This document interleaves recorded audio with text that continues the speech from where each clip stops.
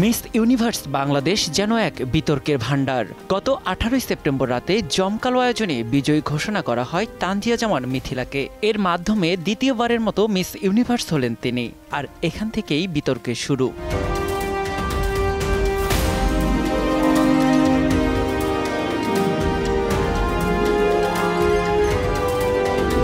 দ্বিতীয়বার মিথিলার চ্যাম্পিয়ন হওয়া নিয়ে প্রশ্ন তুলেছেন কেউ কেউ। এর আগে ঢাকঢোল পিটিয়ে মিস ইউনিভার্স বাংলাদেশ অনুষ্ঠিত হলেও এবার কেন চুপিসারে শেষ হয়েছে সেটিও বড় প্রশ্ন হয়ে দাঁড়িয়েছে।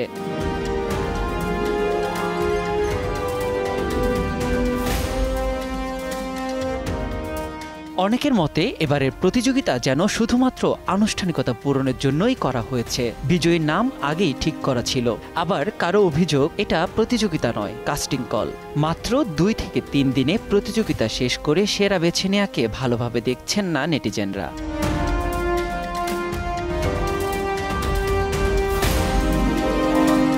মিস ইউনিভার্স বাংলাদেশের এবারের আয়োজন ছিল কাস্টিং কল, যেখানে 50 জনের বেশি প্রতিযোগী আবেদন করেন।